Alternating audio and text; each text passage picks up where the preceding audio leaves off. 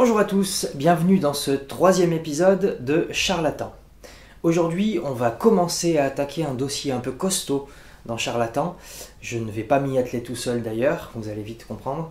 On va commencer à parler des médiums et du spiritisme, avec forcément tout le charlatanisme que ça inclut.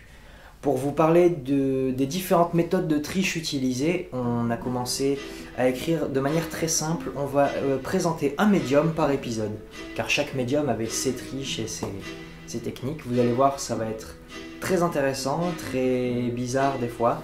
Et on va de suite commencer avec les fondatrices un petit peu du spiritisme. Je vous en avais déjà parlé dans un épisode de Cabinet de Curiosité. On va enfin se pencher sur le cas des sœurs Fox. Générique.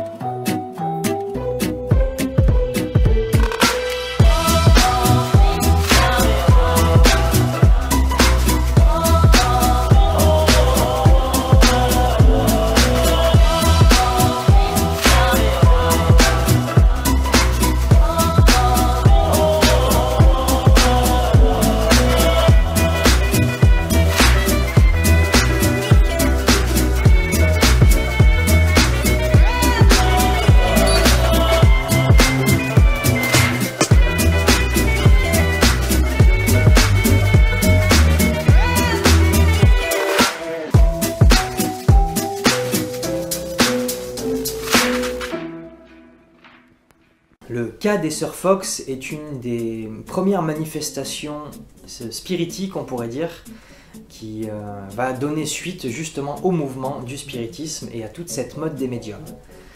Ça se passe le 31 mars 1848 à Hydesville, aux États-Unis, et ça concerne une famille, la famille Fox, qui vit dans une ferme, avec donc le mari, la femme, et avec leurs 3 filles, Léa, Margaret et Kate.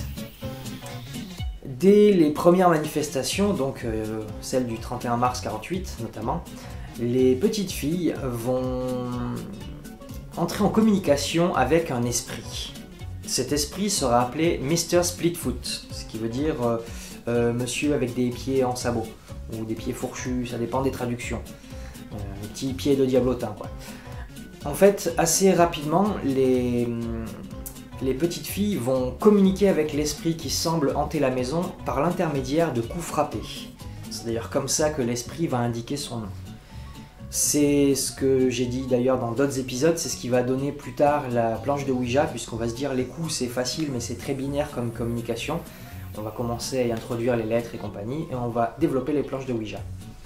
Tout ça part donc du cas des sœurs Fox et de cette manifestation de coups frappés. Alors c'est un peu compliqué de tracer toute l'authenticité de ça parce que c'est des témoignages, c'est des bruits de couloir, des journaux qui reprennent des faits sans tout vérifier, c'est un peu compliqué.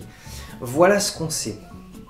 Dès les premières manifestations, l'esprit frappe, manifeste des coups. Le mari et la mère donc des petites Fox, le couple Fox va essayer de faire quelques vérifications parce que les coups semblent provenir principalement de la chambre des petites filles.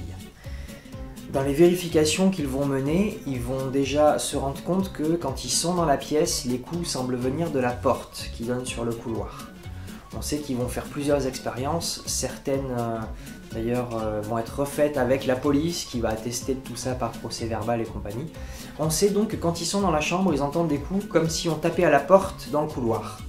Sauf que quand des policiers restent dans la chambre et que d'autres vont dans le couloir, chacun entend les coups comme si ça venait de l'autre côté de la porte. Ceux dans le couloir ont l'impression que c'est quelqu'un dans la chambre qui toque, et ceux dans la chambre ont l'impression que c'est quelqu'un dans le couloir. Les sœurs Fox vont donc, je vous le disais tout à l'heure, rapidement mettre en place un système de communication avec Mr. Splitfoot en lui demandant de répondre aux questions qu'on leur pose par l'intermédiaire de coups frappés. Les fameux « Esprit es-tu là ?» Un coup pour oui, 2 coups pour non. Vous connaissez sûrement ça de manière plus ou moins détaillée selon vos sources. Si vous avez dévoré la documentation spirit, vous avez peut-être un peu plus de connaissances. Si vous avez juste vu quelques films d'horreur, tranquille avec les clichés. Les trois sœurs vont pas développer une carrière de spirit, c'est juste les deux plus grandes sœurs qui vont s'occuper de ça, Margaret et Kate. Elles vont se spécialiser dans les séances médiumniques où il va y avoir des coups frappés. Et il y a quand même quelques détails un peu étranges dans cette histoire. Alors qu'elles sont encore enfants, elles organisent plusieurs séances où elles interrogent Mr. Splitfoot et lui posent quelques questions. Et l'esprit, par l'intermédiaire toujours des coups frappés, va répondre à quelques questions et va notamment indiquer que c'est l'esprit d'un colporteur qui aurait été assassiné par d'anciens propriétaires et dont le corps aurait été caché aux alentours de la maison. Kate et Margaret mènent donc une carrière de spirit assez longue et assez gratifiante sur le plan du succès et aussi des finances, parce que tout simplement elles se font beaucoup de pognon avec leurs séances. Kate meurt en 1892 à l'âge de 56 ans, sa sœur Margaret mourra en 1893 à l'âge de 59 ans. Alors Margaret, par contre, elle a eu une fin de vie difficile, puisque à partir de la cinquantaine, elles ont levé le pied beaucoup sur les séances de spiritisme. Et si Kate s'en sort assez facilement dans la vie, avec les séances, elle a mis un peu de pognon de côté, elle se débrouille pas trop mal, Margaret a eu beaucoup plus de soucis. Elle a de gros problèmes d'alcool, et elle a des hauts et des bas en fait. Sa fin de vie est énormément en dents de scie.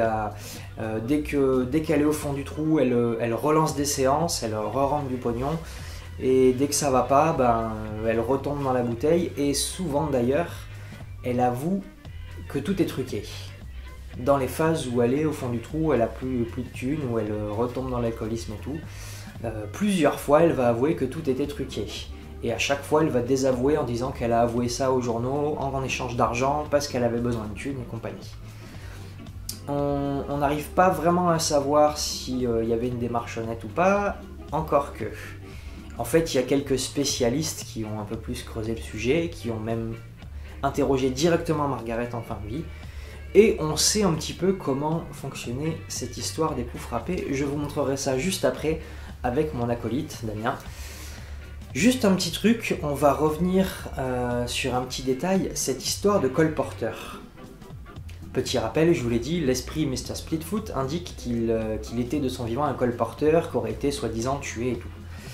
Et bien c'est seulement en 1904, donc quelques années après la mort des deux sœurs déjà, qu'on va faire des fouilles dans la maison de leur enfance et qu'on va trouver à 1,50 m du sol, enterré dans la cave, plusieurs éléments bizarres. Une boîte en fer blanc qui a appartenu à un colporteur, quelques cheveux, de la chaux vive et des ossements qui s'avéreront après analyse être des os humains. C'est assez étrange.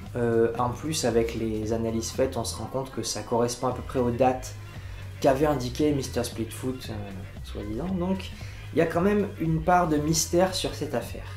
Mais revenons aux sœurs et à leur petit trucage spirit. Je vous montre ça tout de suite avec mon acolyte Damien. A de suite!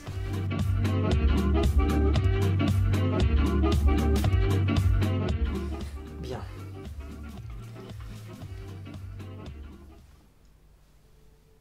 Tac. Comme ça.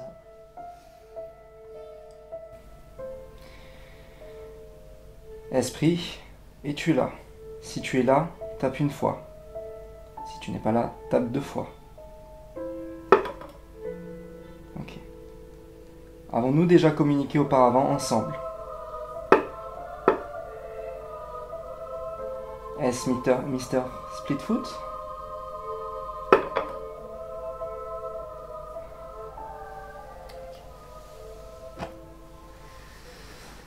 Alors tout d'abord, permettez-moi de vous présenter à nouveau, pour ceux qui ne le connaissent pas, Damien, mon fidèle acolyte. On a plein de trucs de charlatans et de médiums à vous proposer. Il va être très présent avec moi sur les charlatans parce qu'on va devoir faire beaucoup de reconstitutions médiumniques. Ce qui s'est passé là est un classique du spiritisme. C'est le premier trucage inventé, puisqu'en plus c'est les Sœurs Fox qui ont vraiment posé les bases du spiritisme. Les coups frappés, alors c'est un peu particulier, il va falloir qu'on vous explique. Vous avez beaucoup de chance, on peut quand même leur dire, oui. Qu'on puisse vous montrer ça, parce qu'en fait normalement on ne peut pas faire le trucage des Sœurs Fox vous allez comprendre. On est d'accord pour dire qu'il y avait à aucun moment l'esprit de Mr. Splitfoot qui a répondu 100%. Voilà. Les questions, on a convenu de ce qu'on allait demander. Et encore, si on préparait une séance, on pourrait vraiment pousser le truc, enquêter sur nos clients, faire des trucs personnalisés, soi-disant des esprits. On reviendra sur le charlatanisme général dans le spiritisme. Et puis on peut aussi jauger de leurs réactions, tout ce genre de choses. Avoir des complices qui réagissent aussi pour que les clients, les pigeons, on appelle ça comme on veut, suivent un peu plus, analyser leur physique aussi également, ce qu'on fait assez régulièrement, nous mentalistes modernes, ce genre de choses. En fait là c'est plus simple que ça, le trucage des Sir Fox, et comme je vous le disais, c'est quelque chose que normalement vous ne pourriez pas voir. Pourquoi ? Parce que le trucage, il faut avoir une petite particularité anatomique. Ouais, je vois que la technicienne derrière la caméra a fait des grands yeux. Et derrière la caméra aussi, à mon avis. C'est pour ça qu'on a acheté un grand angle. Non, rassurez-vous, rien de coquinou. En fait, c'est juste que c'est Margaret qui faisait ça. Kate aussi, mais apparemment Margaret maîtrise un peu plus la technique.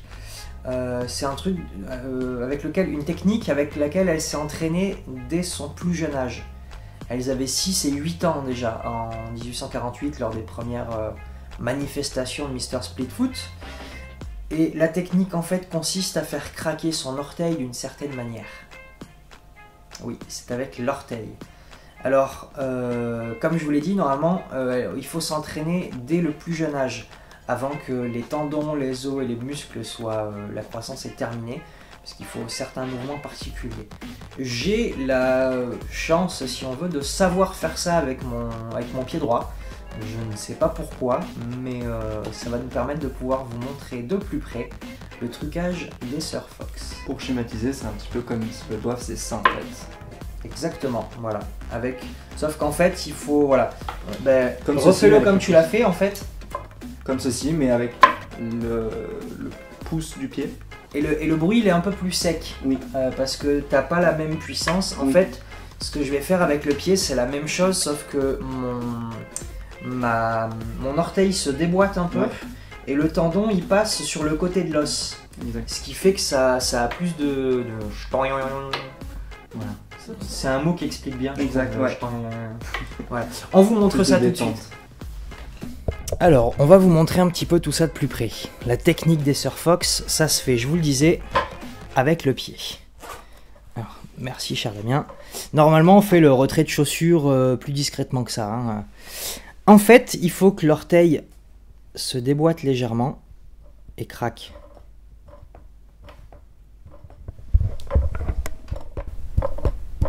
Et si on fait ça sous la table, je vais confier le micro à Damien. Ça fonctionne. Voilà, mets-toi là. Avec l'orteil qui va taper sur le plateau.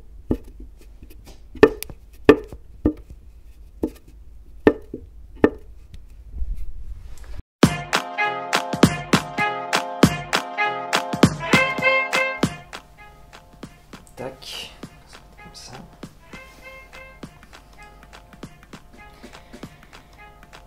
Esprit, es-tu là? Si tu es là, tape une fois. Si tu n'es pas là, tape 2 fois. Ok. Voilà, on conclut aujourd'hui ce premier épisode sur les médiums. On en fera beaucoup d'autres. Beaucoup d'autres. On va vous parler des armoires spirites avec les frères Davenport. La substitution des mains, Voilà, avec Zapia Paladino. Exactement. On a les séances de manière plein de générale. trucs à leur montrer. Ouais. Exact. Donc si ça vous a plu, n'hésitez pas à partager la vidéo, vous abonner à la chaîne, vous connaissez la chanson. Hein. Partager, c'est important. Abonnez-vous, parce que c'est compliqué pour nous de vous sortir des vidéos sans que vous soyez abonnés. Et puis ça nous motive de fou en plus. Voilà, merci. On est ravis de vous montrer quelques charlatanismes médiumniques, on en a plein d'autres, vous disais-je. Si vous voulez en voir, n'hésitez pas. Si vous avez des questions, posez-les aussi. Si vous voulez creuser le sujet des Sir Fox, on l'a fait vraiment en surface. Parce qu'en fait, sur Internet, il y a Oui, plein de... énormément. Bah, c'est l'une des plus connues en même temps, donc forcément beaucoup de choses ont été faites. C'est la fondation aussi, donc Exact. forcément... Faites attention aussi, puisque c'est pas parce qu'il y en avait hier qu'il n'y en a plus aujourd'hui, des charlatans. Voilà. Je pense qu'on fera un épisode aussi sur Sur le les- charlatanisme aujourd'hui, parce qu'il y a quand même des choses à en dire. On va beaucoup mettre d'épisodes de Cabinet de Curiosité en relation avec des épisodes de charlatans, vous comprendrez vite pourquoi, notamment avec le prochain Cabinet de Curiosité. Ou avec la planche Ouija qui est déjà sortie, notamment. Voilà, entre notamment. autres. On en fera un autre sur la planche Ouija que je ferai expressément avec Damien, puisqu'on va vous parler des dispositifs de R et de toutes les planches Ouija, les variantes qui sont sorties pour lutter contre le charlatanisme. Parce qu'il y en a eu beaucoup, Ouais, beaucoup, ouais, beaucoup. et puis il y en a beaucoup. des Il y en a des des très sympathiques. Ouais, sympathiques, ouais. Bref, on vous dit à très bientôt sur la chaîne. D'ici là, portez-vous bien et puis venez bientôt en spectacle parce que On va reprendre. on reprend. Voilà. À bientôt. Ciao, ciao. Ciao. Bisous.